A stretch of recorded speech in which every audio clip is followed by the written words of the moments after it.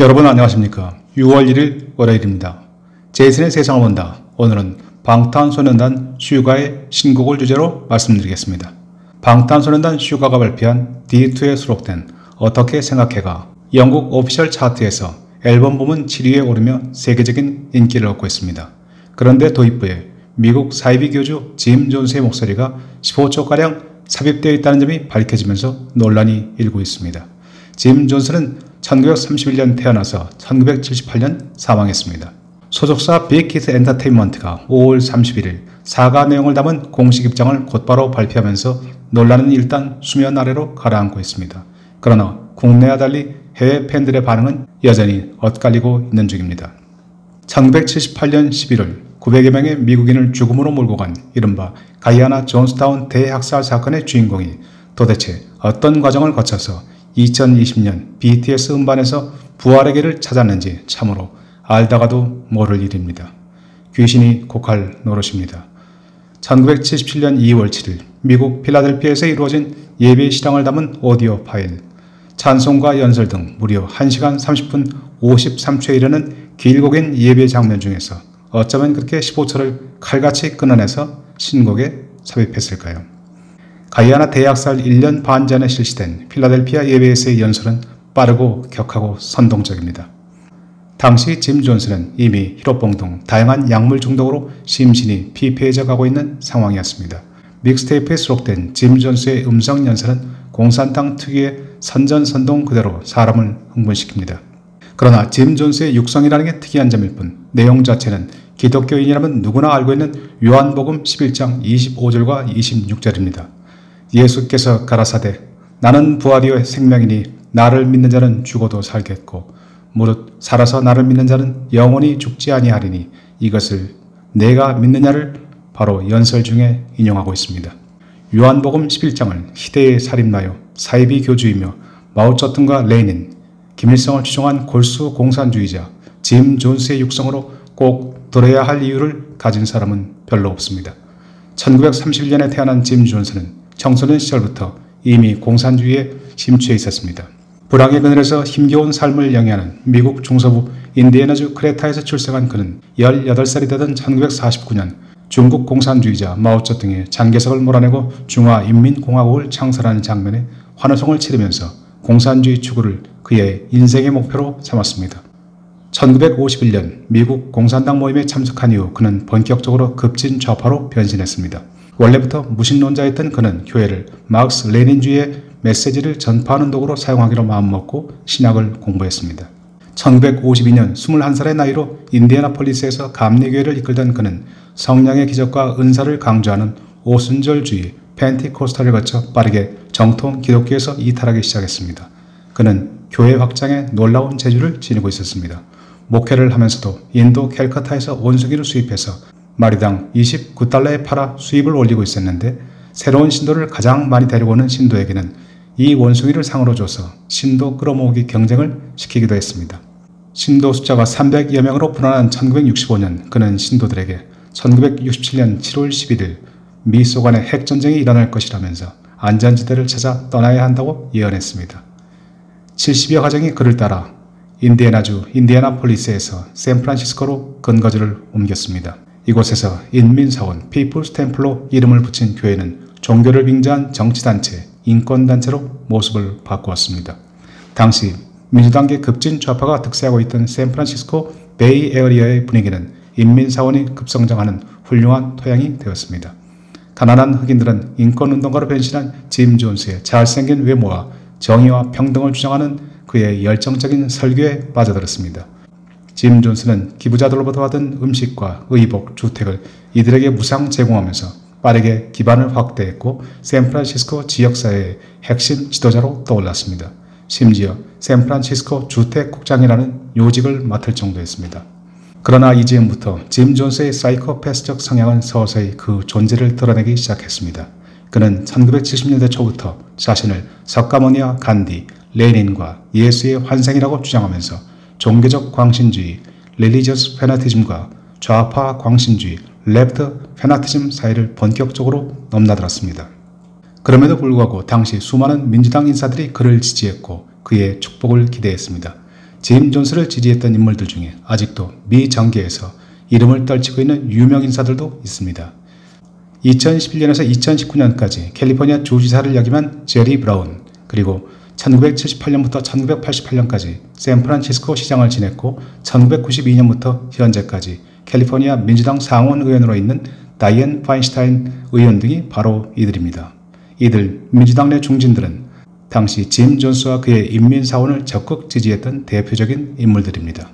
그 중에서도 짐 존스에게 가장 든든한 배경이 되어준 것은 바로 지미 카터 대통령의 부인 로잘린 카터 여사였습니다. 로잘린 여사는 1976년 민주당 대선 캠페인 당시 월터 먼데일 부통령 후보와 함께 샌프란시스코를 방문해서 짐 존스의 교회에서 직접 연설을 하는가 하면 레스토랑에서 함께 프라이빗 디너를 갖는 등 짐 존스의 카리스마와 열정에 푹 빠져들었습니다. 로잘린은 1977년 남편이 대통령에 당선된 후에도 짐 존스와 계속 편지를 주고받으면서 음으로 양으로 짐 존스를 지원했습니다. 그러나 짐 존스의 화려했던 샌프란시스코 시절에도 점차 어두운 그림자가 깃들기 시작했습니다. 짐 존스는 양성애자였고 성중독자였습니다. 국세청과 언론은 탈세, 성폭행 혐의 등으로 짐 존스의 인민사원을 압박하며 심층 보도를 준비하기 시작했고, 편집증과 만성질환에 시달리던 짐 존스는 갈수록 히로풍 등 약물에 의존하기 시작했습니다. 1977년 여름 짐 존스는 천여 명의 신도를 이끌고 중남미 가이아나로 이주하기로 결심했습니다. 1966년 영국에서 독립한 신생국가 가이아나는 독재자 버넴 수상 치하에서 급격하게 좌경화로 선회하고 있어 미국 정부의 손길이 미치기 힘든 상황이었습니다. 버넴 수상은 짐 존스에게 수도 조지타운에서 250마일 북쪽에 위치한 정글지대에 500만 평의 미개간지를 제공했습니다. 짐 존스가 구성한 공동체 인민사원 농업 프로젝트의 꿈이 실현되는 순간이었습니다. 그러나 천여 명의 신도들 앞에 놓인 깊고 깊은 정글은 도저히 인간이 살아갈 수 있는 땅이 아니었습니다. 신도들은 짐 존스의 명령에 따라 뜨거운 태양 아래서 하루 종일 강제 노역을 해가며 땅을 갈고 씨를 뿌리며 농장을 개간해 나갔습니다. 천여 명이 먹을 수 있는 식량을 마련하지 못하면 굶을 수밖에 없는 상황이었습니다. 지역이 따로 없었습니다. 게다가 수도 조지타운에서 250마일이나 떨어진 존스타운은 외부와는 교통은 물론 통신마저도 완전히 차단된 고립지대였습니다. 외부와의 유일한 통신기기는 짐 존스가 장악하고 있는 단파 라디오 한 대뿐이었습니다. 신도들은 자신이 누구인지조차 서서히 망각한 채 무기력하게 교주를 추종하는 좀비가 되어가기 시작했습니다. 적도의 뜨거운 태양이 내리쬐는 가운데 열병과 독충을 뚫고 노동이 끝나면 저녁에는 다시 설교와 자아 비판의 시간이 이어졌습니다. 짐 존스는 신도들에게 CIA를 비롯한 미국 정보기관들이 언제든지 정글을 공격해서 신도들을 죽이고 아이들을 빼앗아갈 것이라고 끊임없이 공포 분위기를 조성하면서 신도들의 몸과 마음을 24시간 통제했습니다. 70% 이상의 샌프란시스코 지역의 흑인들로 구성된 신도들은 외부 세계와 완벽하게 차단된 채 짐 존스와 그의 신복들의 폭력과 고문, 감시 속에 놓여졌습니다. 함께 생활하고 함께 일하는 사회주의 공동체를 표방한 인민사원은 히틀러의 아우슈비츠 수용소, 스탈린의 굴락과 흡사한 생지역으로 변모했습니다. 무신론자 겸 급진 공산주의자인 짐 존스의 편집증과 성경에 대한 혐오는 갈수록 심해졌습니다. 평소에도 종교는 마약이라고 비판을 서슴지 않았던 그는 신도들에게 성경을 화장실 휴지로 사용하라고 할 정도로 노골적으로 성경을 배척하면서 자신을 왕처럼 떠받들기를 강요했습니다. 그런 짐 존스에게 또 하나의 새로운 계기가 찾아왔습니다. 1978년 초 북한과 김일성의 등장은 그에게 기적이나 다름없는 일이었습니다. 북한은 1974년 가이아나와 수교하고 1977년 1월 가이아나에 대사관을 설치하면서 가이아나를 쿠바에 이어 중남미 공작 활동의 핵심 거점으로 활용하기 시작했습니다. 한국과 미국의 발길이 닿지 않는 곳에서 북한은 좌파 버넴 정부와 긴밀한 관계를 유지하면서 자유롭게 공작 활동을 펼쳤습니다. 평양은 가이아나에서 공산주의 유토피아를 추구하는 미국인 짐 존스의 동향을 주시하면서 이를 미국과 연계시킬 방안이 없는지를 찾고 있었습니다. 마침내 평양은 1978년 1월 가이아나 주재 북한 대사관의 훈령을 원해 인민사원 측과 접촉을 시도하도록 지시했습니다. 북한 대사관 정보 담당 요원은 가이아나 북한 친서랍회 요원들과 함께 수도 조지타운을 출발해서 프로펠러 비행기와 배, SUV를 갈아타는 수고를 마다 않고 정글 깊숙한 곳에 위치한 인민사원을 방문했습니다. 청소년 시절부터 평생을 공산주의 이념에 몰입했던 짐 존스는 북한 요원들이 건넨 선전 책자와 홍보 비디오를 보면서 북한의 발전상과 김일성의 주체사상에 찬탄을 금할 수 없었습니다. 이렇게 1978년 봄부터 시작된 북한과 인민사원 간의 접촉은 그해 11월 가이아나 대학살까지 최소 10여 차례 이상 이어졌습니다. 짐 존스는 북한 대사관에 따뜻한 환영의 사의를 표시하고 특히 북한산 인삼차에 감탄을 표시하곤 했습니다. 짐 존스는 인민사원의 이상적 모델을 북한으로 삼아 신도들을 대상으로 한 교육 강화에 나섰습니다. 그는 북한처럼 8시간 노동, 8시간 학습, 8시간 취침을 인민사원에 도입했습니다. 짐 존스는 매일같이 단파 라디오로 수신한 북한의 체제선전 자료들을 읽어 내려갔고 이는 대형 스피커를 통해 사원 곳곳에 울려 퍼졌습니다. 신도들은 하루 일과가 끝나면 북한 대사관에서 보내온 선전 책자를 읽고 북한 영화를 보면서 북한 따라 배우기에 시달려야만 했습니다. 때로는 북한 대사관 요원이 직접 인민사원을 방문해서 신도들에게 주체사상을 강연하기도 했습니다. 짐 존스는 언젠가 미국 정부의 손길이 가이아나에 미칠 수 있다고 판단해서 최악의 경우 인민사원을 포기하고 신도들과 함께 정치적 망명을 하는 방안까지 고려하면서 최우선 대상국가로 북한을 꼽았을 정도였습니다. 짐 존스의 북한 사랑은 끝이 없었습니다. 짐 존스가 1978년 봄부터 가을 사이 짧은 기간에 이토록 북한에 심취하게 된다는 사실 그만한 이유가 있었습니다. 그는 1950년대 남한 출신 6.25 전쟁 고아들을 무려 3명이나 직접 입양해서 키웠습니다. 그는 특히 북한이 주도한 해방전쟁이 미군에 의해 실패로 돌아간 데 대해 분노를 느끼고 있는 인물이었습니다. 그에게 전쟁 고아를 외면한 남한과 한반도 통일을 방해한 미국은 타락한 자본주의 표본으로 마땅히 타도해야 할 대상이었습니다. 반면 사회주의 낙원을 건설한 북한은 경외와 존경의 대상이었고 특히 김일성은 가장 존경하는 인물로 자리 잡았습니다. 여기서 잠시 그가 입양한 한국 자녀들의 운명을 살펴보겠습니다. 첫째 딸 스테파니는 1959년 인디애나폴리스에서 교통사고로 사망했습니다.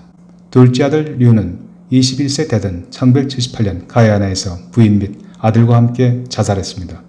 북한 대사관 직원들은 류 가족에 대해 특별한 관심을 보이곤 했습니다. 막내 수자는 1959년 6살 되던 해 입양되었으나 파양된 채 미국에 남았습니다.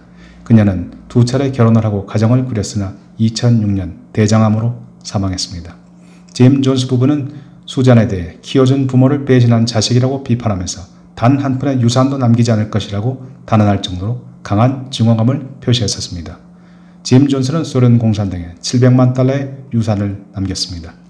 짐 존스는 1978년 11월 18일 인민사원 내부의 인권유린 행위를 조사하기 위해 현장을 방문한 미 상원의원 리오 라이언 의원과 기자단을 살해한 다음 미국 CIA 공격이 임박했다고 위협함으로써 신도들에게 음독 자살을 강요했습니다. 극도의 공포에 사로잡힌 부모들은 아이들에게 주사익으로 독극물을 주입한 후 자신들도 청산가리와 수면제에 포도맛 플레이버 에이드로 맛을 낸 음료를 마시고 차례로 쓰러져 갔습니다. 음료 마시기를 거부한 신도들은 짐 존스의 부하들에 의해 총으로 사살당했습니다. 과즙이 들어있는 쿨레이드가 아닌 값싼 플레이버 에이드로 맛을 냈는데 워낙 쿨레이드가 유명하다 보니 그냥 쿨레이드를 마신 것으로 통용되고 있습니다. 304명이 넘는 아이들을 포함해 총 918명이 목숨을 잃었습니다. 정글로 도망친 생존자는 34명에 불과했습니다. 사이비 교주 짐 존스도 자살로 추정되는 총상을 입고 숨졌습니다. 겨우 47살이었습니다. 미국인들이 종종 사용하는 드링킹 더 쿨레이드는 바로 이 학살 사건을 계기로 만들어진 표현입니다. 무모한 욕망이나 허황된 꿈 또는 빗나간 지도자를 맹목적으로 추종하다가 패망하는 상황을 일컫는 말입니다. 저승사자 짐 존스가 남긴 몇 안 되는 유산 중의 하나인데 요즘 한국을 보면 이 표현을 쓰고 싶은 욕구가 수시로입니다. 영화 악마는 프라다를 입는다에서 최고의 패션 잡지사에 입사해서 잘 나가는 앤 해서웨이를 보고 남자친구가 비아냥 겸 조언 삼아 던집니다. 한국식으로 가볍게 해석하면 잘 나갈 때 조심해라는 표현이라고나 할까요? 물론 미국 사회에서는 요즘 이 표현이 900여 명의 무고한 죽음을 모욕하는 것이라며 사용하지 말자는 주장도 간단없이 흘러나오고 있습니다. 짐 존스, 공산주의 유토피아를 건설하겠다며 교회의 위장 침투에 마크스 레닌주의 전파에 일생을 바치다가 독재 권력을 손에 움켜쥐고 허우적거리다가 떠난 인물입니다. 그리고 말년에 그에게 가장 많은 영감을 안긴 이는 다름 아닌 김일성이요 사람이 먼저다라는 슬로건을 앞세운 북한의 주체 사상이었습니다.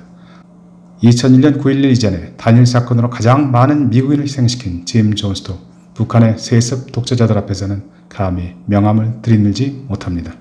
그래도 짐 존스가 다행히 일찍 숨졌으니 망정이지 오래 살았다면 가이안에서 북한과 한패가 되어 얼마나 더 기이한 일을 벌였을지 등골이 오싹합니다. 방탄소년단 옆에 다시는 짐 존스와 같은 골수 주사파 미국 귀신이 붙어다니는 꼴을 보지 않기를 진심으로 바랍니다. 저는 아미는 아니지만 그래도 방탄을 지지하는 편입니다. 제가 방탄을 얼마나 좋아하고 자랑스러워하는지 혹시라도 궁금한 이는 제가 유튜브와 네이버 블로그에 남겨둔 글을 보면 잘 알 수 있을 것입니다. 저는 방탄소년단 노래 중에서는 DNA를 제일 좋아합니다. 옛날 노래를 좋아하는 것을 보니 확실히 옛날 사람이 분명한가 봅니다. 오늘도 함께해 주신 여러분 대단히 감사합니다.